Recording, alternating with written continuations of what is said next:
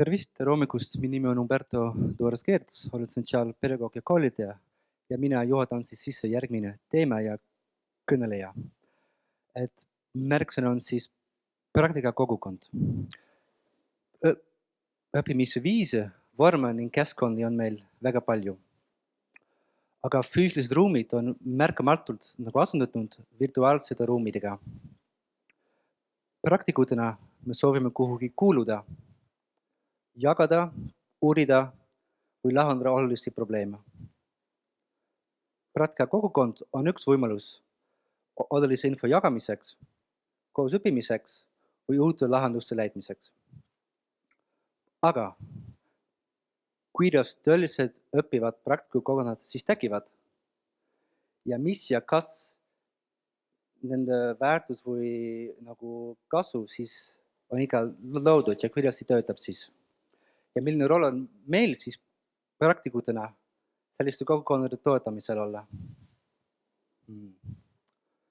Väga head küsimused.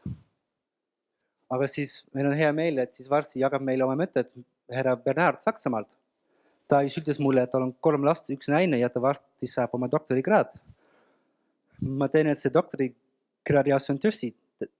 Teine ei tea, kas tal on päriselt 3 last, saame pärast teada võib-olla. Aga ta töötab muidu Saksamaal siis Föderaalse kutsehariduse ja koolituse instituudis. Ja ta on õppinud täiskasvanuharidust ja on uurinud kvaliteediga seotud küsimused. Ja muu hulgas on ta siis sealse EPALE koordinaator ka. Nii, mul on hea meel sõna anda härra Bernhardile hetkel ja teeme talle aplausi siis ka.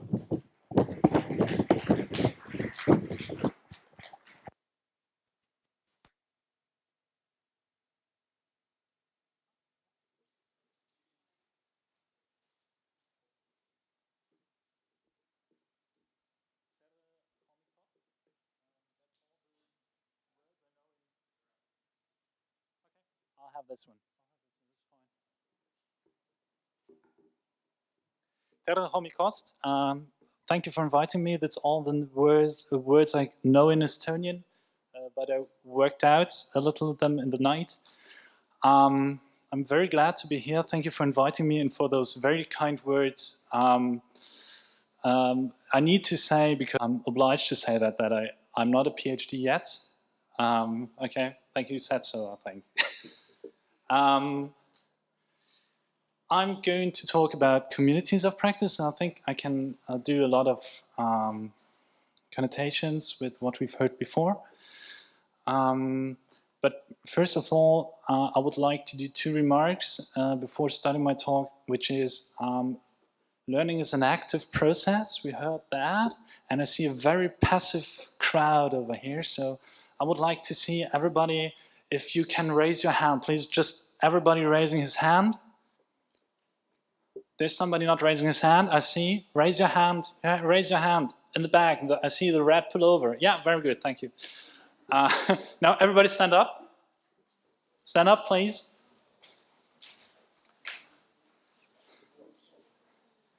Okay, thank you. You can sit down again. So first of all, learning is an active process. You need to listen maybe, you need to think. So that's my first call. If you have an active question or an active thought and you think that is important for what I'm saying, just shout it out. I'm not going to train the shouting, okay? Second question, Turd did that very nicely. I have the tendency to talk very quick, and I trained this talk a little before, so maybe I'm getting quick. So if I'm getting too quick in my talking, just slow me down by standing up and just shout, slow down, please. Okay. And after all, nobody of us is a native speaker, so don't be shy to talk in English, and I'm sure we'll get your matter across in any way. So that's the thing I would like to say. I brought a small video. Is that... Can we play that? I do.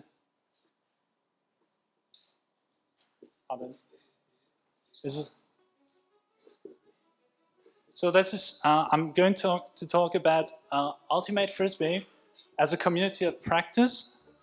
I brought a Frisbee from Germany. This is from my home team. And it's very easy to catch, though. If you throw it, you just do like this.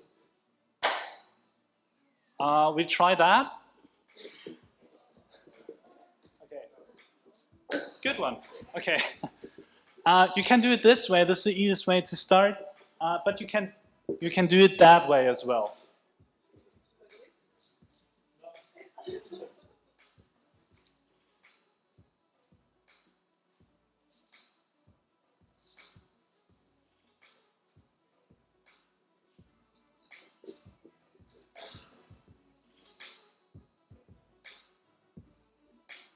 So you see people really, in a spectacular way, catching discs, frisbees everywhere on the place, running around.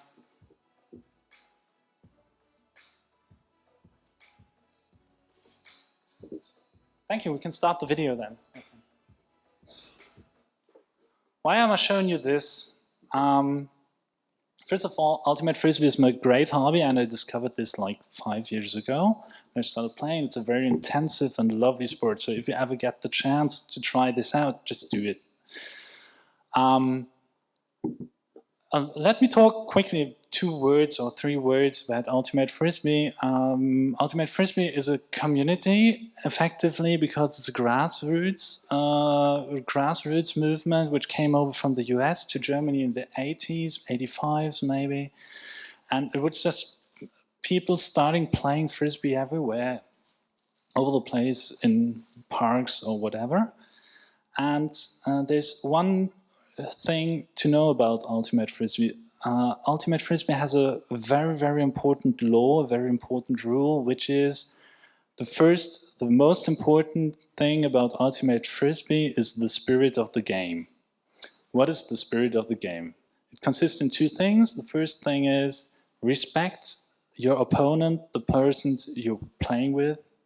And the second is you do not play Ultimate Frisbee for winning or losing, but for playing it very aesthetically, strategically elaborated, and tactically elaborated. So people start doing exactly this. You saw some of this. They're having a very technically elaborated way of playing Frisbee. They're using names, they're giving names for strategies, and they're very much sharing those strategies with each other. That means they're giving feedback to each other, they're having those videos, they're explaining on YouTube how to do that. Because they just want to be the play, to be aesthetical, and to be nice, and to have fun for a weekend or whatever. And they do something which I like very much. Whenever a play of Ultimate Frisbee is done, a match is done, you see both teams at the side of the field, and these people are standing in circles and they're discussing the way they are playing with their opponents. And you hear things like, well, your wall defense was very, very good, very effective. You should work on that more and can be a very good asset for you in your future plays. But use it more when there's a lot of wind, because wall defenses, they just make sense when there's a lot of wind in Ultimate Frisbee. Or other one is saying, oh, you have a very good Colombian offense. Use your Colombian offense more. This is a very effective tool, but you should definitely work on your whatever, your German defense or your charger moves. So this is a very creative community working on a goal, and I think that is pretty much what Cher was talking about. It's people, they're having already a goal, and that's why I was not raising my hand when you talk. Should we prepare people for the impreparable? I think inexpectable, and I think we cannot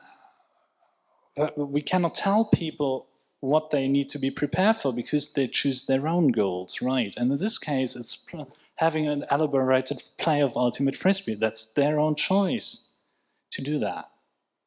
So people, they create very much by technically a community practice, and it works out very well. Sport is getting more and more common, more teams are raised all over the place, so that's very nice, and I like that. And this is a wonderful way of learning. It's a little like what you introduced before, Chair. And on the other hand, it seems like Wonderland, right? You just put people together and they're starting doing things together, and there will be wonderful learning effects, which is not true, because if you go to these people and you just say, well, I'm doing a research about adult education and adult learning and learning in general, could I observe how you play? Could I observe your learning processes or whatever you do? They will tell me like, you want to research about learning and ultimate frisbee? We're not learning.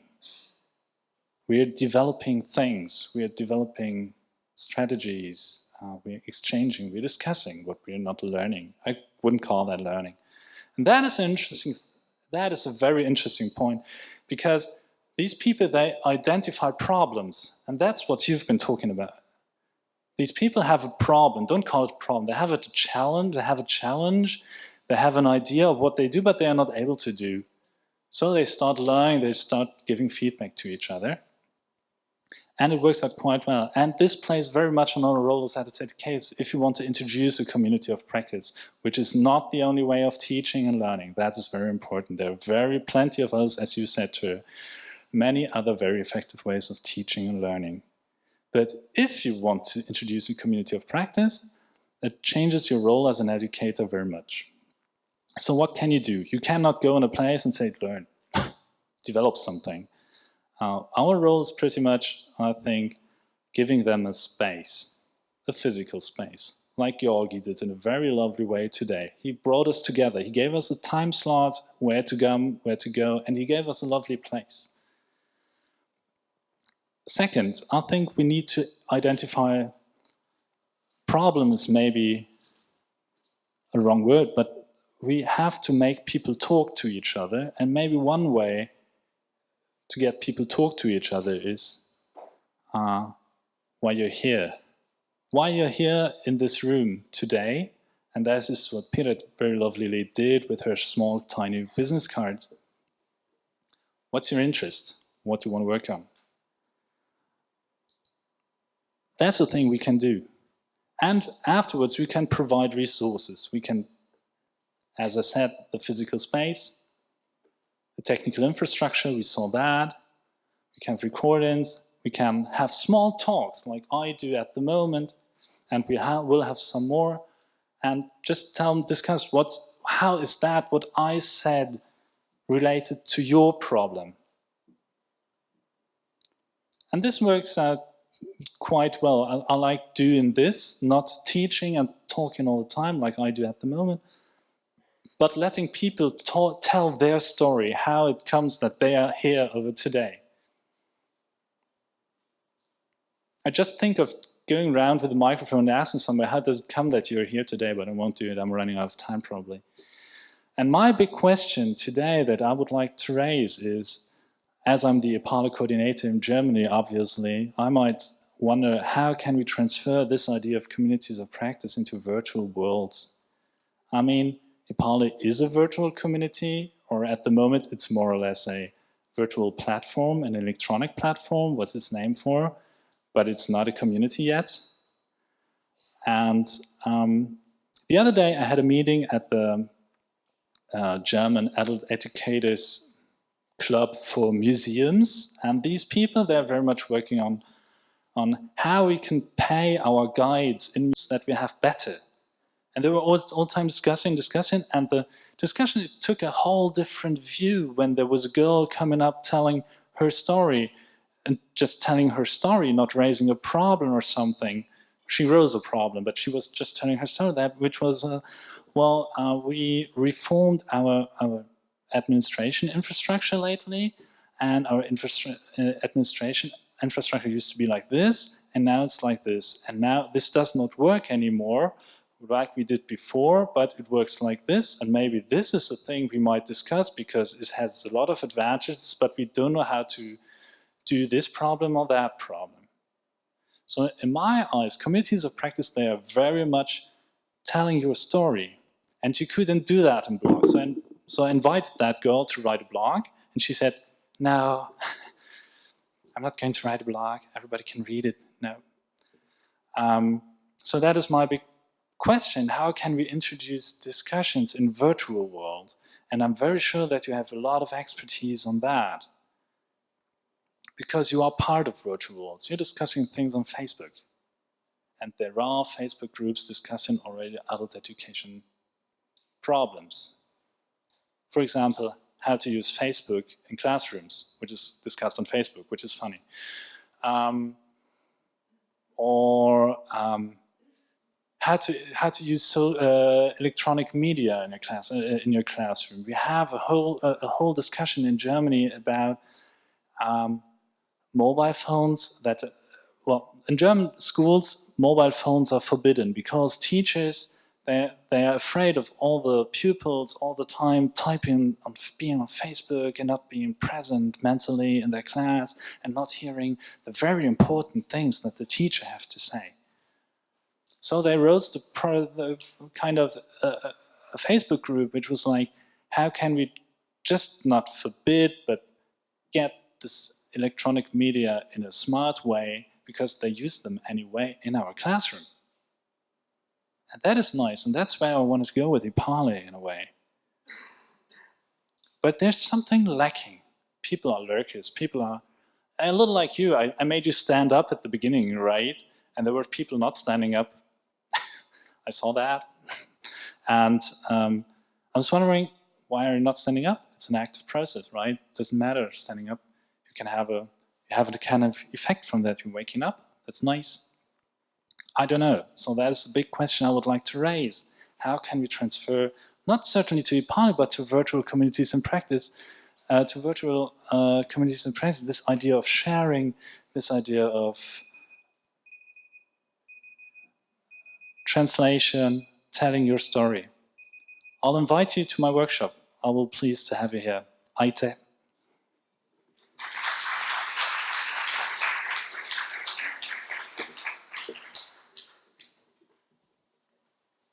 Maybe a quick, how would you yourself answer to your question now? Do you have some... My answer to my question? Yeah, like how, because I know I'm also very bad at all this virtual thing. I like very much the story of Jostein Gaarder you distributed, so I don't know the answer. Okay. No, honestly speaking, I have some things to say, yes, okay, I have some ideas, but I would like to discuss those ideas. So that's the idea I have, because I didn't, as we say in German, I didn't eat wisdom for breakfast neither. So probably neither you have. But maybe you have some ideas to share, and maybe you have your story to tell about the usage with EPALE or your usage of social media and social communities to learn and to discuss your problem. And I would be happy to hear about them. Yeah, wonderful. So quite soon people can come and contribute. So 2 minutit. Leia endale üks kaaslane või sinu kõrval istub, et kuna need 2 esinemist olid ingliskeelsed, et siis ühele 1 minut ja teisele 2 minut, et võib-olla mis sinule kõrvu jäi, mis küsimused tekkisid, väike selline, nagu Kristjan rääkis, small talk, et siis väike small talk 2 minutit paarilisega ja siis me jätkame 2 järgmise ettekandega. So we take a little small talk now, we practice small talking like offline.